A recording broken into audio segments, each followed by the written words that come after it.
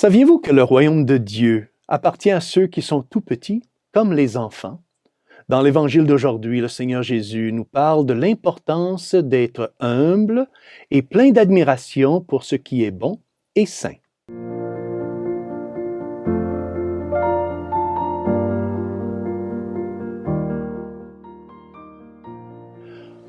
Au nom du Père et du Fils et du Saint-Esprit, Amen, chers frères et sœurs, Salve Maria.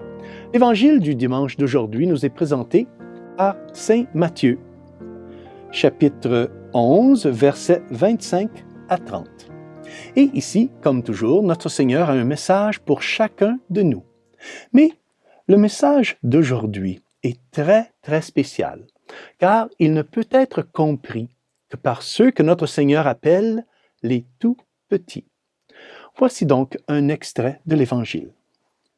En ce temps-là, Jésus prit la parole et dit, « Père, Seigneur du ciel et de la terre, je proclame ta louange. Ce que tu as caché aux sages et aux savants, tu l'as révélé aux tout petits. » Nous devrions nous demander, qui sont ces tout petits, qui sont plus sages que les plus grands esprits et les plus grands savants du monde? Les tout petits dont nous parle Jésus ici ne sont pas nécessairement seulement les enfants. Ces tout petits sont aussi tous ceux qui, comme des enfants, ne se fient pas à leur propre force, mais s'abandonnent et se soumettent entre les mains de Dieu. Ils ont ce pouvoir de l'innocence, de faire tout à fait confiance en Dieu, de se laisser surprendre et d'admirer les choses saintes et célestes. Quand un enfant est dans les bras de sa mère et que la mère dépose l'enfant un instant et lui promet de revenir, l'enfant doute-t-il de sa mère? Est-ce que l'enfant pense que sa mère va l'abandonner, qu'elle lui a dit peut-être un mensonge? Eh bien non. Et pourquoi pas? Parce que la foi et l'admiration pleine de confiance pour la mère sont tout à fait naturelles pour un enfant. Un enfant croira tout ce que sa mère et son père lui dira. De la même manière, nous sommes aussi des tout petits si nous mettons toute notre foi, toute notre confiance et notre admiration en Dieu et non en nos propres capacités. Lisons encore une fois cette belle phrase de l'Évangile. « Car, dit Jésus, ce que tu as caché aux sages et aux savants, tu l'as révélé aux tout petits. » Bien sûr, notre Seigneur ici ne condamne pas la sagesse ni l'étude. Il ne condamne pas la poursuite de la connaissance. Mais aucune sagesse du monde, aussi profonde et savante soit-elle, ne peut nous élever jusqu'au plan surnaturel de la grâce. La grâce est une participation à la nature de Dieu. Seul Dieu peut nous accorder sa grâce, et nul ne peut avoir les vertus surnaturelles de la foi, de l'espérance ou de la charité sans la grâce. Aucun effort ne peut obtenir la grâce, seulement le don gratuit de Dieu. Afin de mieux vous illustrer tout cela, permettez-moi de vous raconter une petite histoire. C'est une histoire vraie d'une petite Italienne, une petite fille italienne de Rome, appelée Antonietta Meo. Aujourd'hui, vénérable Antonietta Meo. En fait, aujourd'hui, Antonietta, ou Nellolina, comme on l'appelait affectueusement entre les membres de sa famille, de ses amis, pourrait peut-être être la plus jeune sainte non martyr de l'histoire de l'Église. Elle a écrit de nombreuses lettres à son cher petit Jésus, qui ont profondément surpris les adultes qui en ont pris connaissance, parce qu'elles étaient si simples, mais aussi si pleines d'une foi et d'une sagesse profonde. Par exemple, alors qu'elle n'avait que 4 ans, on lui a diagnostiqué un cancer des os. Elle est en fait décédée à l'âge de 6 ans, en l'année 1937. Son cancer lui a causé beaucoup de douleurs, des douleurs atroces. Mais son jeune âge ne l'a pas empêché de pénétrer et de comprendre les mystères les plus profonds de Dieu. Alors qu'elle commençait son traitement contre le cancer, son père lui a demandé si elle souffrait beaucoup, si elle ressentait de grandes douleurs. Et elle répondit à son père. « Papa, dit la petite Antoinetta, la douleur, c'est comme la qualité du tissu. Plus elle est solide, plus elle a de la valeur. Plus un tissu est solide, plus il a de la valeur. N'est-ce pas incroyable? Et cette réponse sublime est sortie de la bouche d'un enfant de 4 ans. Une religieuse qui était présente dans la salle d'hôpital et qui a entendu cette conversation, a dit plus tard que si elle ne l'avait pas entendue de ses propres oreilles, elle n'aurait jamais cru que ce raisonnement est sorti de la bouche de la petite Antoinetta de 4 ans. Et elle a dit un jour à sa mère, qui lui demanda des explications par rapport à une prière que la petite Antoinetta répétait souvent. Et dans cette prière, il y avait question d'une pomme. Mais oui, d'une pomme. Alors, la petite Antoinetta explique à sa mère. « Écoute, maman, disons que mon âme est comme une pomme. Dans la pomme, il y a ces petites choses noires qu'on appelle des graines, n'est-ce pas? Et à l'intérieur de la peau de la graine, il y a aussi cette belle chose blanche, n'est-ce pas? Eh bien, maman, pensez à cette chose blanche et pure à l'intérieur de la graine comme une grâce. » Impressionnant, n'est-ce pas?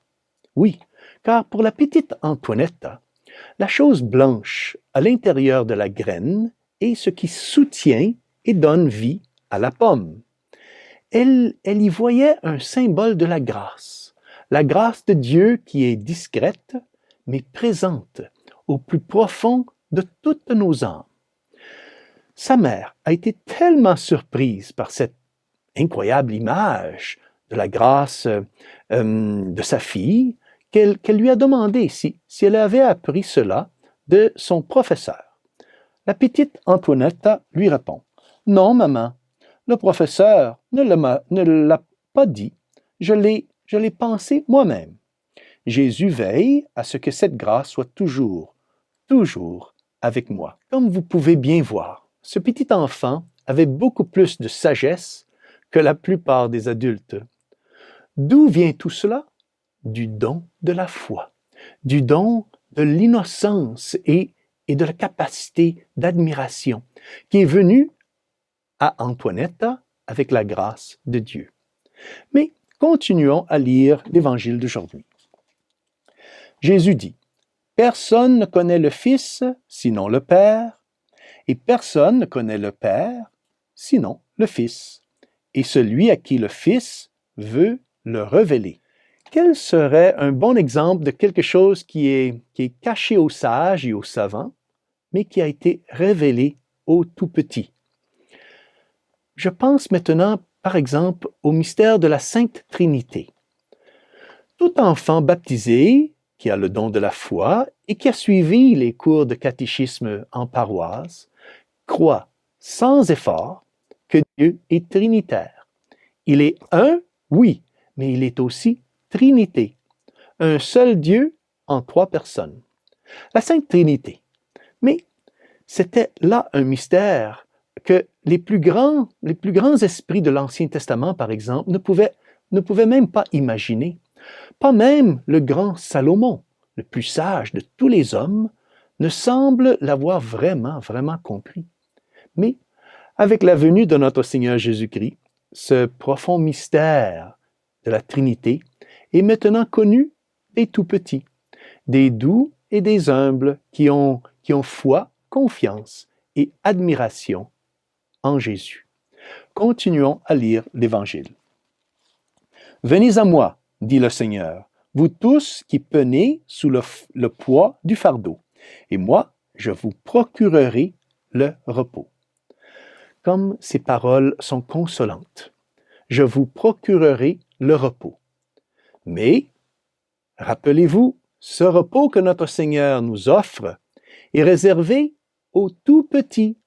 Oui, à tous ceux qui sont prêts à déposer leur fardeau dans les bras de Jésus, dans les bras du Seigneur. Le Seigneur continue. Prenez sur vous mon joug, devenez mes disciples, car je suis doux et humble de cœur. Être humble, c'est être tout petit, ne pas se considérer comme autosuffisant, mais dépendant de Dieu. Lorsque nous enlèverons, lorsque nous cancellerons ce fardeau de notre dos, ce fardeau de se considérer comme autosuffisant, de penser que nous pouvons tout faire par nous-mêmes, alors, seulement alors, nos âmes trouveront le repos. Et le Seigneur continue. Et vous trouverez le repos pour votre âme. Oui, mon joug est facile à porter et mon fardeau léger.